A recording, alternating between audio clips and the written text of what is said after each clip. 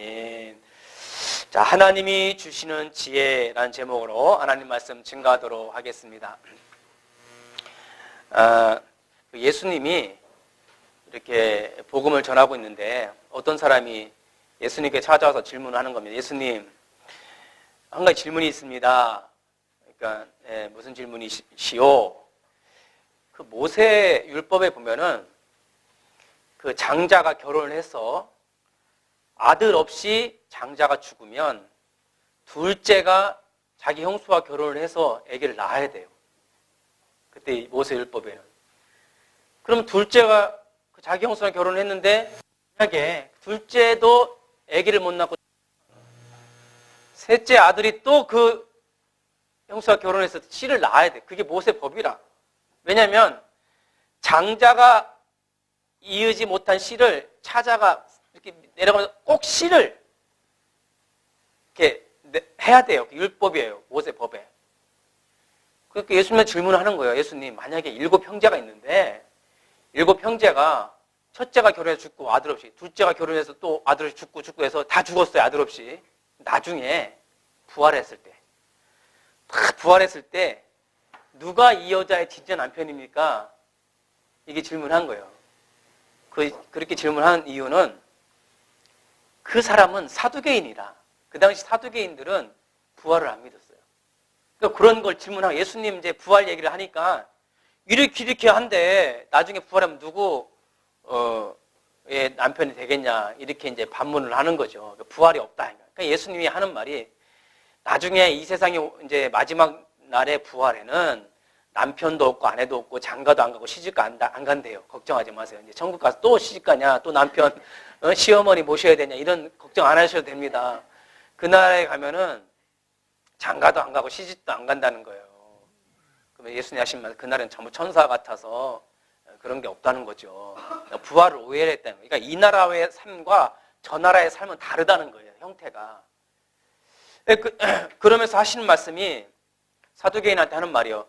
너희들이 하나님을 부를 때 아브라함과 이삭과 야곱의 하나님이라고 부르지 아니하냐. 너희들 기도할 때 아브라함의 하나님, 이삭의 하나님, 야곱의 하나님 부르지 않냐.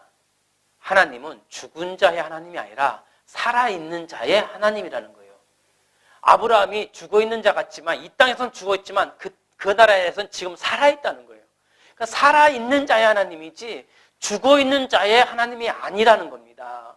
그러니까 우리가 이 땅에 사는 동안은 나그네 길에서 죽어서 육신은 이 땅에 있지만 그 영혼은 이미 그 나라에 가 있는 거고, 그리고 예수님 오실 그때는 우리도 다시 부활해서 그 부활한 자의 하나님이 되신다는 거예요. 그러니까 우리 사람들이 오해를 하는 거예요. 죽은 자의 하나님이 아니라 살아있는 자의 하나님이라는 거예요. 성경은 그걸 계속 강조합니다. 그리고 또 성경은 살아계신 하나님이지 죽은 하나님이 아니라는 거예요. 우리 이 세상 사람들이 섬기는 부처님, 석가모니는 죽어있는 자예요. 그러나 우리가 섬기는 하나님은 살아있는 자예요. 공자나 맹자나 소크라테스는 다 죽었지만 우리 예수님은 죽음을 이기고 지금도 살아계신 분이에요. 그러니까 우리가 섬기는 하나님은 살아계신 하나님, 살아있는 자의 하나님이라는 거예요. 오늘 성경에 사라의 죽음에 대해서 기록하고 있습니다. 그 당시에 많은 사람들이 다 죽었지만은 그 사람들의 죽음은 아무 의미 없는 죽음이었지만 사라의 죽음은 의미가 있어요. 당시 많은 사람들의 죽음은 기록하지 않았지만 성경은 사라의 죽음을 의미 있게 기록하고 있습니다. 이 사라의 죽음을 통해서도 오늘 중요한 메시지를 우리한테 전달하고 있습니다. 그리고 이 아브라함이 사라의 장례식을 준비하면서도 하나님의 언약을 성취하기 위해서 아주 지혜롭게 행동하고 말아가고 있는 것을 오늘 본문을 통해서 알 수가 있어요. 우리 성도들이 오늘 본문을 통해서 아브라함의 지혜, 또 하나님이 주신 지혜를 회복하시기를 주님의 이름으로 축원드립니다. 지혜롭게 해야 돼요.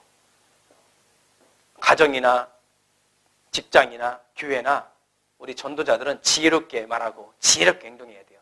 하나님이 주시는 지혜의 영, 그게 성령님이거든요. 자, 그럼 첫 번째로 사명을 다한 사라의 죽음입니다. 자, 우리 23장 1절, 2절 한번 보겠습니다. 사라가 127세를 살았으니 이것이 곧 사라가 누린 횟수라. 사라가 가나안 땅 헤브론 곧 기럇 아르바에서 죽음에 아브라함이 들어가서 사라를 위하여 슬퍼하며 애통하다가 그랬습니다. 사라가 참 오래 살았네. 127세. 이거 엄청 장수한 거죠. 127세라면 굉장히 건강하게 살은 거. 좋은 걸 먹었는지. 아브라함은 더 오래 살았죠? 아브라함은 더 오래 살았어. 그러니까 굉장히 건강하게 산 거예요. 100세 애 낳겠어, 진짜. 127세에 살았으니. 아브라함 더 170 몇 세에 죽었거든요, 아브라함은. 그러니까 이 사라는 127세에 살았어요. 굉장히 건강하게 살았고, 뭐도 안 맞았는데 아주 건강하게 사신 것 같아. 이 사라는 엄청, 90세 애 낳았어, 진짜. 애 낳은 거야. 확실히 그만큼 건강했던 거예요. 근데, 이 사라가 결국 사명을 다하니까 결국 죽다 이 말이야. 아무리 건강히 살아도 자기 사명을 다하면 죽는다. 이거를 메시지를 이렇게 주고 있는 겁니다. 근데 이 사라의 사명, 사라가 사실은 우리가 성경에 보면 아브라함의 믿음만 우리 강조하잖아요. 아브라함 믿음만 강조를 해요. 아브라함의 믿음만 강조를 하는데 사실 창세기에 보면은 아브라함의 믿음만 있는 게 아니에요.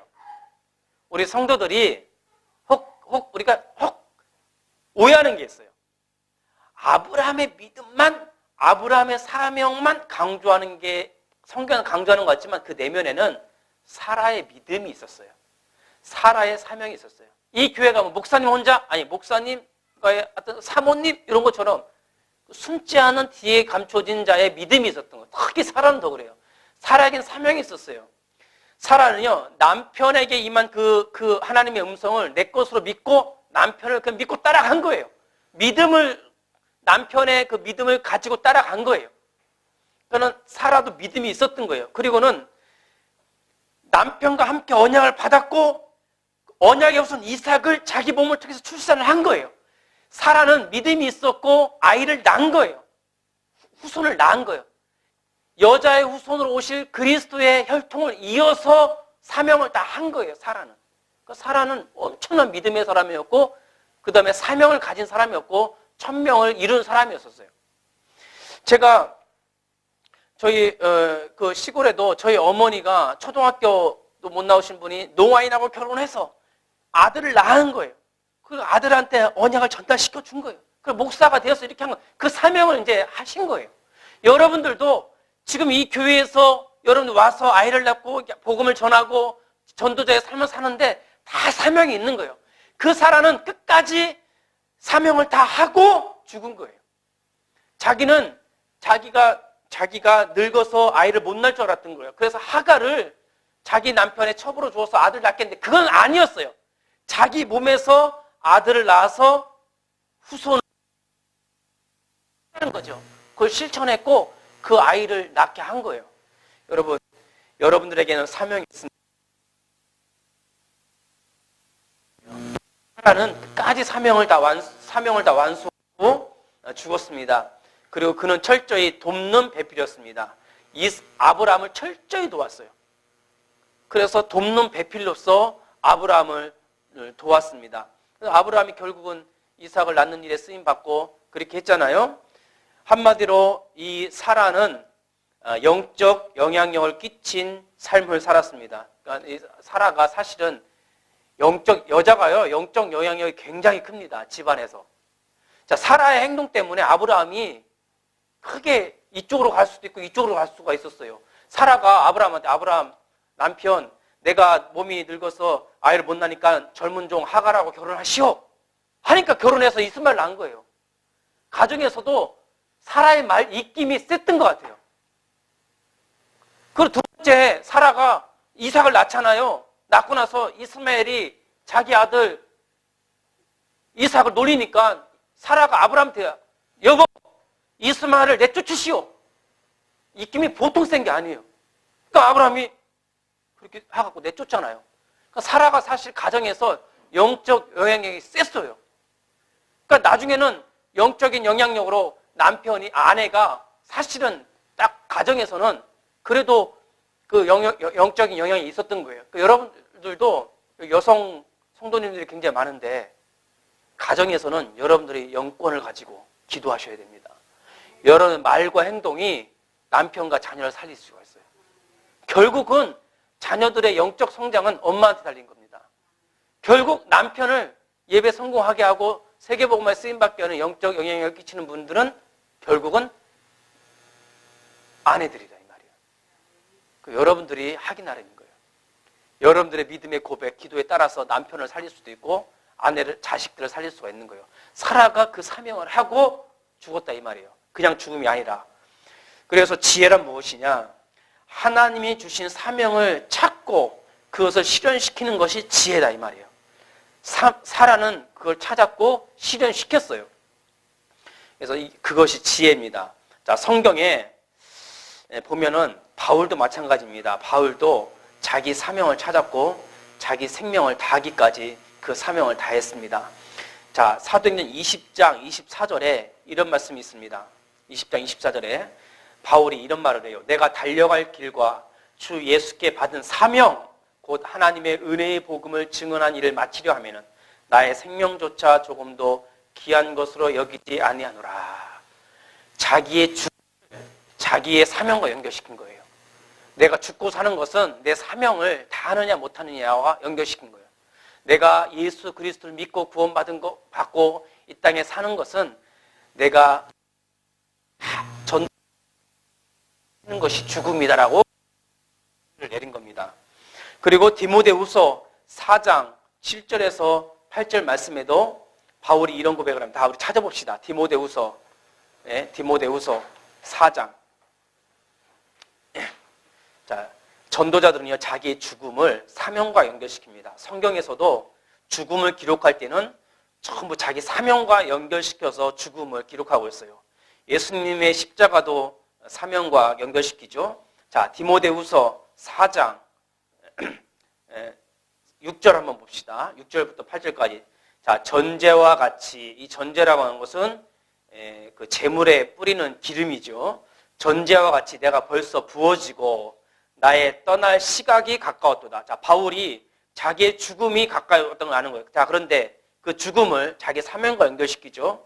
나는 선한 싸움을 싸우고 나의 달려갈 길을 다 마치고 믿음을 지켰으니 이제후로는 나를 위하여 의의 멸류관이 예비되었으므로 주 곧 의로우신 재판장이 그날에 내게 주실 것이며 내게만 아니라 주의 나타나심을 사모하는 모든 자에게도 니라. 자, 바울은요 자기 죽음을 자기 사명과 연결시키고, 자, 사라의 죽음을 왜 기록했냐? 사라가 자기 사명을 다 하고 죽은 거예요. 여러분들도 여러분들 사명을 다 하고 죽어야 됩니다. 우리 교회를 향한 여러분들 사명, 여러분들 가정을 향한 여러 사명을 다 한 다음에 죽으시기를 바라겠습니다. 자기의 죽음을 자기의 사명과 연결시키는 것, 이게 지혜입니다. 자, 그 다음에 모세도 보세요. 모세도 신명기 34장 6절에서 4절도요 모세의 사명을 분명히 딱 하니까 딱 죽어버려요. 자, 우리 찾아볼까요? 신명기 34장. 모세도요 얼마나 큰일 했습니까? 출애굽하고 홍해도 가르고요 광야 40년 동안 엄청나게 했지만은 모세의 죽음도 자기 사명을 딱 하니까 그냥 하나님 데리고 가버리세요. 자, 신명기 34장 4절에서 6절. 자, 모세가 요단강을 건너서 가나안 땅에 들어가고 싶었지만 하나님 아니야, 네 사명 여기까지냐 하면서 요 말씀하시는 거예요. 자, 신명기 44장 자, 4절 보겠습니다. 여호와께서 그에게 모세에게 이르시되 이는 내가 아브라함과 나오죠. 아브라함과 이삭과 야곱에게 맹세하여 그의 후손에게 주리라 한 땅으로 내가 네 눈으로 보게 하였거니와 너는 그리로 건너가지 못하리라 하시매. 자, 사명을 다한 거죠. 이에 여호와의 종 모세가 여호와의 말씀대로 모압 땅에서 딱 죽은 거예요. 사명을 다하니까. 벳부얼 맞은편 모압 땅에 있는 골짜기에 장사되었고 오늘까지 그의 묻힌 곳을 아는 자가 없느니라.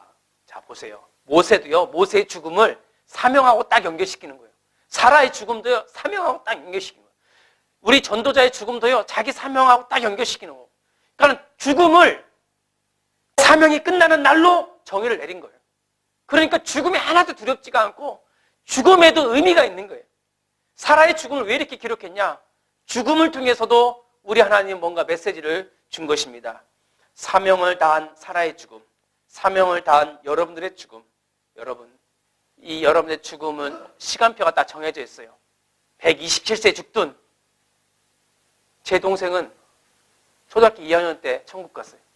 초등학교 2학년 때. 그 사명을 내가 기도했거든. 네가 못한 건 내가 더 열심히 전도해서 농아인 사역, 세계복음화 사역 하겠다. 그렇게 했거든요. 127세에 죽든 80세에 죽든 자기 사명과 연결시켜서 죽음을 해석하시기를 주님의 이름으로 축원드립니다.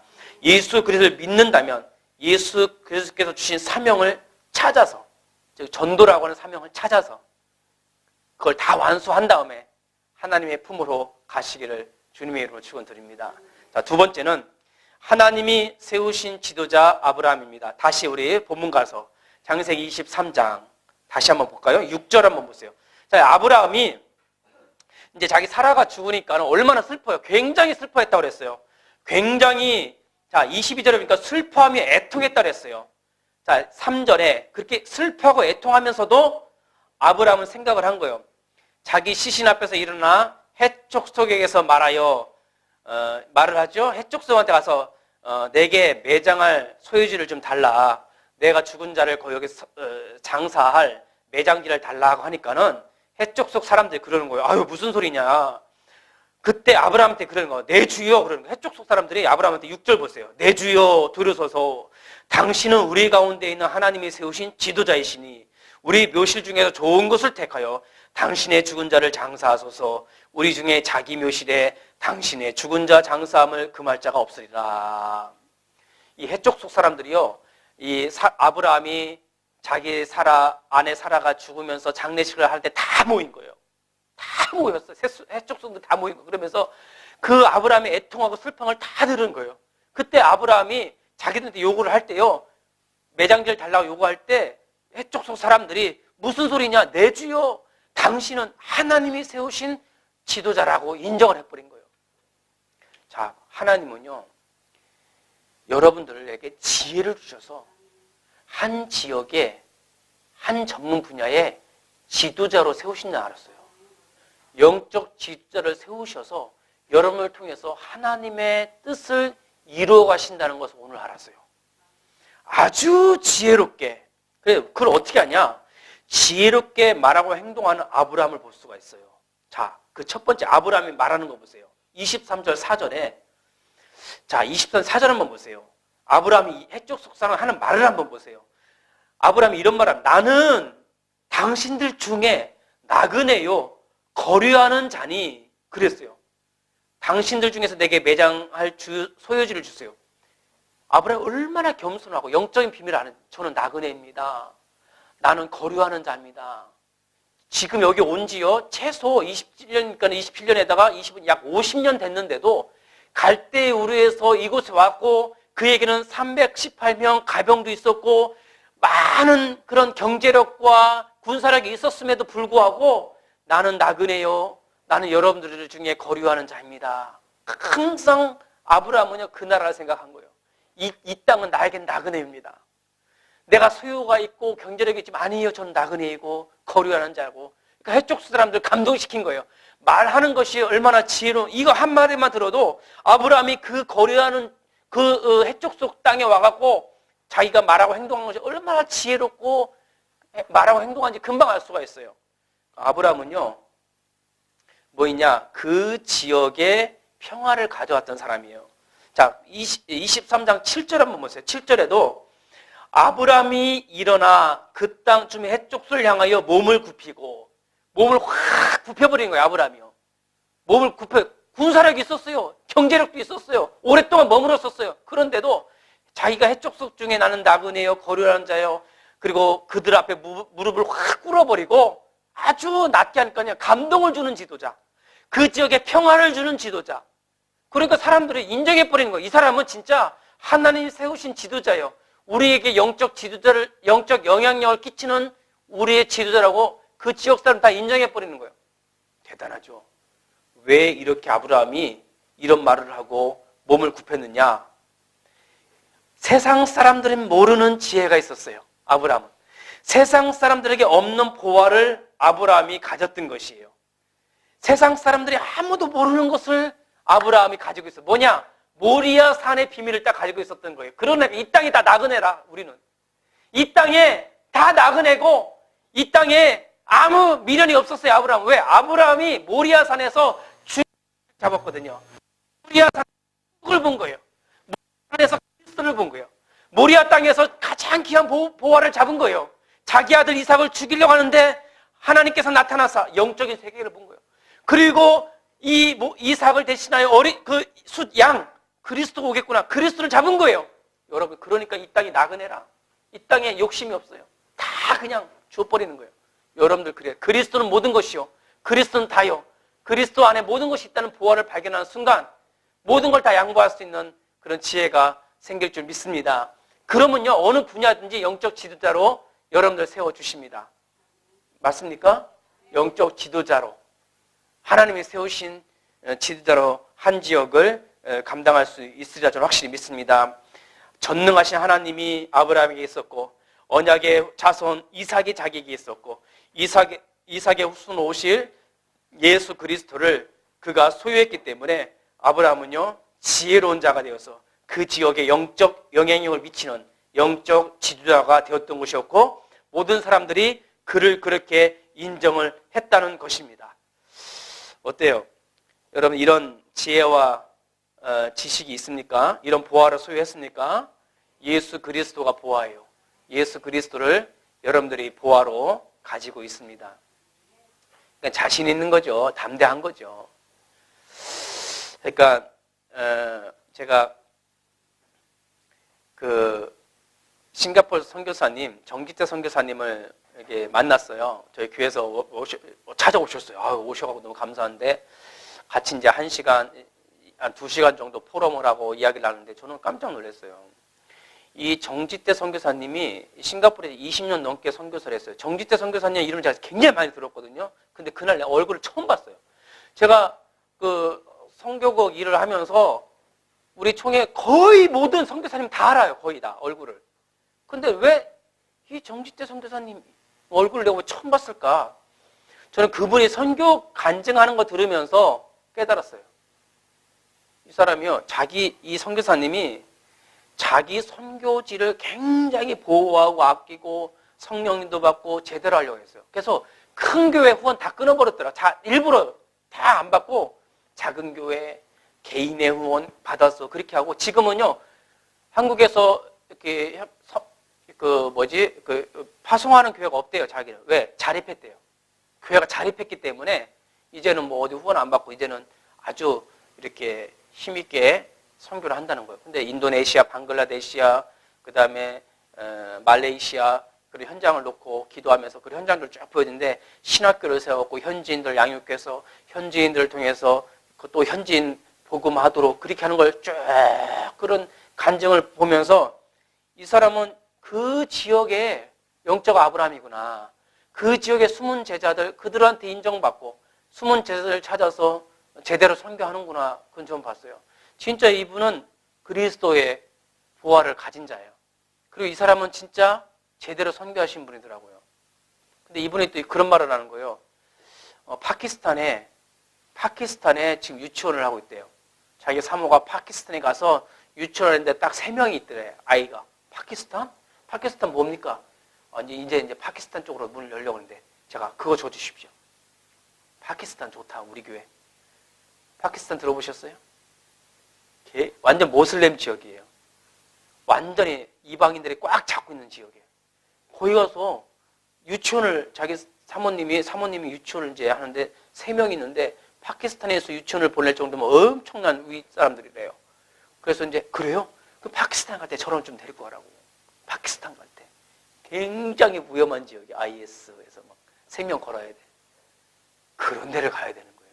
이미 다 돼 있는 데는 딱 보니까 이미 다 돼 있어요. 이미 후원금이 꽉 찼대. 대단해, 그 선교사님도. 그 파키스탄, 저한테 달라. 영적 영향력을 미치는 지도자는요, 뭔가 다르더라고요. 아브라함이 해적 속 안에 들어가서 영적 영향력을 미치는 거예요. 여러분들이 있는 지역, 해쪽 속이 거류하는 지역에 여러분들이 가서 납작 엎드리고 여러분 그 사람들한테 어떤 소문을 들으냐. 야, 저 사람은 하나님이 세우신 지도자다. 그러니까 그 인도네시아에서 그 선교사님을 하나님이 세우신 지도자 그렇게 인정을 다 해버리는 거예요. 그러니까 여러분들 분야에 한 지역에 그런 영적 아브라함이 되시기를 주님의 이름으로 축원드립니다. 그래서 이런 사람, 보화를 간직한 사람이 한 분야, 한 지역의 영적 지도자가 되는 것입니다. 요셉도 마찬가지잖아요. 요셉도 뭐 노예로 가든지 다 영적 영향력을 미쳐서 영적 지도자가 되지 않습니까? 이런 영적 지도자가 되시길 주님의 이름으로 축원드립니다. 자, 세 번째로는 자기 소유로 확정하는 지혜입니다. 제가 오늘 설교의 핵심 바로 3번이에요. 자기 소유로 확정하는 지혜. 아브라함이요, 사라의 죽음을 맞이하면서 사실은 사라가 처음 장례식을 치른 거예요. 죽은 사람이 없었어요. 한 번도 장례식을 치르지 않은 거예요. 지금 아브라함이요, 갈대우를 떠나서 가나안 땅에 와서 지금까지 약 50년 동안 죽은 자가 장례식이라는 게 없었어요. 자기 가족 중에 죽은 사람이 없는 거예요. 근데 여기서 처음 자기 사라가 죽는데요, 매장지 생각한 거예요. 그리고 부활 생각한 거예요.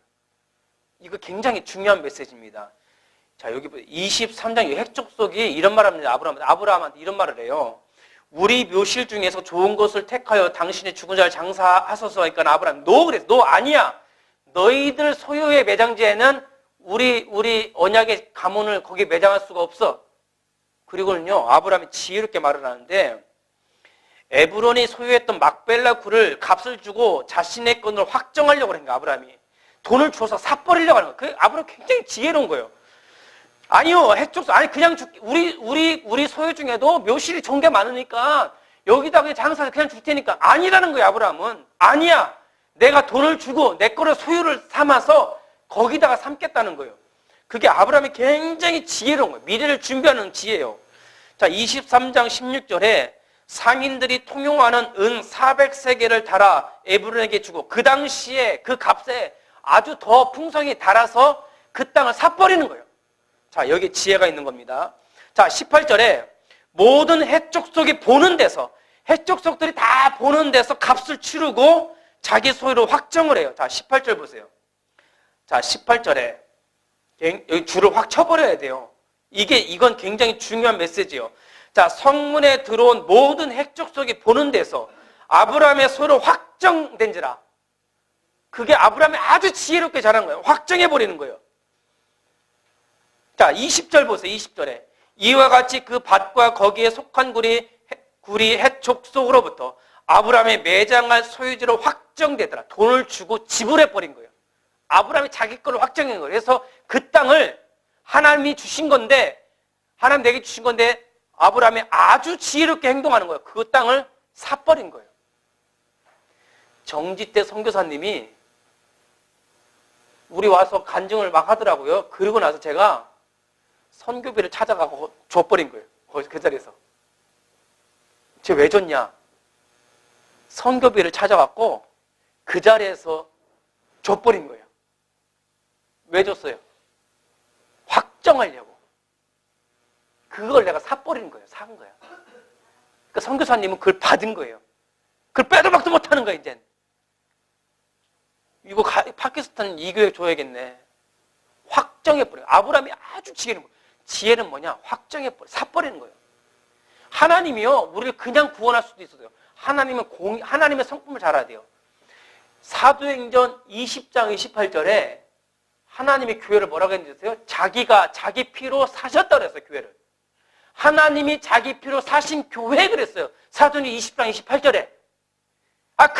그냥 딱 가서 되는데, 아니, 하나님은 달라요. 사버린 거예요, 이 교회를. 자기 피로 사버린 거예요. 예수님이 십자가를 왜 피 흘려 돌아가셨냐? 우리 사버린 거예요. 자기의 백성으로 확정인 거예요. 자기의 백성이죠, 원래. 자기의 백성, 영세 전부터 우리를 택하시고 택정하시고 자기 백성 정하셨죠. 근데 공짜가 아니에요, 하나님은. 자기의 피로 피 흘리게 하셔서 죽게 하셔 죄를 용서하시고 부활하셔서 우리를 사버린, 내 걸 확정한 거예요. 아니, 하나님이 아브라함한테 이 땅 줬죠. 가나안 땅 네 것이다. 내가 너에게 주었다. 줬죠. 아브라함은 아니요. 내가 돈을 주고 확정한 거예요. 내 건데 내가 확정한 거예요. 왜? 세상 사람들 모르거든. 그러니까 자기가 확정해버린 거예요. 11조 왜 드립니까? 11조 왜 드려? 이 교회를 내 거로 확정하는 거예요. 이 예배를 내 거로 확정하는 거예요. 선교 헌금을 왜 드립니까? 이 선교를 내 거로 확정하는 거예요. 아브라함이 너무 지혜로운 거예요. 그냥 아브라함이요, 돈을 줘서 그 땅을 영원한 언약의 땅으로 확정한 거예요. 그 굴에서 아브라함도 묻히고, 그 굴에 이삭도 묻히고, 그 굴에 야곱도 묻힌 거예요. 거기에 요셉도 거기다가 묻힌 거고, 거기에 예수님이 묻힌 거예요. 아리마대 요셉 자기 굴에다가 그 예수님을 그 굴에다 놓잖아요. 그 굴이 막벨라 굴이라. 막벨라 굴이라. 아브라함이 돈 주고 산 그 굴이라. 예수님 거기에 묻혔고 거기서 부활한 거예요. 아브라함이요, 얼마나 기뻐하겠어요. 아브라함이. 하나님을 기뻐하시고 확정하는 지혜가 필요한 거예요. 여러분들 돈을 어디다가 확정시킬 것이냐. 이게 너무 중요한 거예요. 이게 그래서 이건 다른 말로 말하면 그리스도의 죽음과 부활을 나의 것으로 확정한 아브라함이에요. 아브라함은요, 모리아산에서 그걸 본 거예요. 아, 그리스도가 여기서 죽고 부활하겠구나. 사라의 죽음을 보면서 사라는 분명히 부활시키겠다, 우리가 주님이. 그 굴을 내가 확정해버린 거예요. 그래서 여러분들의 재물을 어디다가 둘 것이냐. 마태복음 6장 19절에서 20절에 예수님이 그런 말을, 재물을 정의를 하는데, 너의 재물을 이 땅에 쌓지 말고 너의 재물을 하늘에 쌓아라. 하늘에 쌓아라. 그게 무슨 말이냐. 여러분들 드리는 11조 감사예물, 선교예물, 건축예물을 왜 드리냐. 이 모든 영적인 것을 내 것으로 확정하는 거예요. 이것을 하나님의 나라가 쌓는 거예요. 그게 지혜로운 자입니다. 마태복음 10장 42절에도 예수님이 제자들한테 그랬잖아요. 냉수 한 그릇도 결탄코 상을 잃지 아니하리라. 예수 그리스도의 복음을 증거하는 그 일에 내가 냉수 한 그릇 대접함으로 그 제작 한 것을 내 것으로 삼는 거예요. 대단한 축복인 거예요, 이거는. 이런 지혜가 있는 거예요. 그러니까 헌금도 그냥 하는 게 아니에요. 아브라함도 은 400세겔을 줘서 그 땅을 사버리잖아요.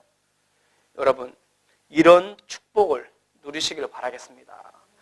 자기 소유로 확정하는 지혜, 이게 진짜 지혜예요. 여러분들 이런 지혜가 있기를 주님의 이름으로 축원드립니다. 자, 결론입니다.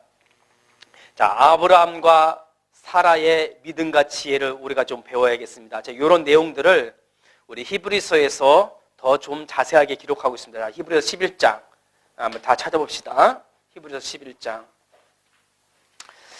자, 히브리서 11장 8절에서 16절 다 같이 한번 읽어봅시다. 아브라함과 사라가 얼마나 믿음이 있고 얼마나 지혜로가 있었는지 히브리서 기자가 쓴 말씀을 한번 다 같이 읽어봅시다. 11장 8절에서부터 16절까지 제가 한번 읽어볼게요. 자, 믿음으로 아브라함은 부르심을 받을 때에 순종하여 장래의 유업으로 받을 땅에 나아갈새 갈 바를 알지 못하고 나아갔으며 믿음으로 그가 이방의 땅에, 자, 해쪽 속의 땅이죠, 있는 것 같이 약속할 땅에 거류하며, 거류자라 했죠. 동일한 약속을 유업으로 함께 받은 이삭 및 야곱과 더불어 장막에 거하였으니 이는 그가 하나님이 계획하시고 지으실 터가 있는 성을 바라봤습니다. 자, 믿음으로 사라 자신도 나이가 많아 단산하였으나 잉태할 수 있는 힘을 얻었으니 이는 약속하신 이를 미쁘신 줄 알았습니다. 이러므로 죽은 자와 같은 한 사람으로 말미암아 하늘의 허다한 별과 또 해변의 무수한 모래와 같이 많은 후손이 생육하였으리라. 자, 13절 보세요. 이 사람들은 다 믿음을 따라 죽었으며, 이게 대단히 중요한 메시지죠. 믿음을 따라 막벨라 구엘에서 다 묻혔으며 약속을 받지 못하였으되 그것들을 멀리서 보고 환영하며 또 땅에서는 외국인과 나그네임을 직언하였습니다. 그러니까 이 사람들은요, 이 세상만 바라본 게 아니라는 이 말이에요. 그들이 이같이 말하는 것은 자기들이 본향 찾는 자임을 나타냅니다. 왜 아브라함이 자기를 나그네라 거류한 자였냐? 이 세상을 본 것이 아니라 저 천국을 바라본 거예요. 아브라함이 자기들이 본향 찾는 자임을 나타내십시오. 자, 15절. 그들이 나온 바 본향을 생각하였더라면 돌아갈 기회가 있으려니와. 그러니까 이 땅의 본향을 생각하지 않았다는 거죠. 자, 16절. 그들이 이제는 더 나은 본향, 천국이에요. 더 나은 본향을 사모하였으니 곧 하늘에 있는 것이라. 이러므로 하나님이 그들의 하나님이라 일컬음을 받으심을 부끄러워하지 아니하시고 그들을 위하여 한 성을 예비하셨느니라. 여러분 감동이 좀 옵니까? 아브라함이요 자기의 아내 사라의 막벨라를 굴을 준비한 것은 사라를 위해서 준비한 게 아니라 이 말이에요. 막벨라 굴을 자기가 산 것은 예수 그리스도를 위해서 준비한 거고, 그리고 예수 그리스도가 오셔서 우리를 데려갈 그 본향을 사모해서 그 땅을 산 거라 이 말이에요. 그러니까 우리가 이 땅에서 헌금하고 뭐 한 것은 이 땅에서 복 받으려고 한 것이 아니라 그 나라를 사모해서 헌금하고 헌신하고 선교해야 된다 이 말이에요. 우리가 자꾸 이 땅에서 그런 것이 아니라 그 본향을 사모하는 지혜로운 자가 되시기를 주님의 이름으로 축원드립니다. 이해가 좀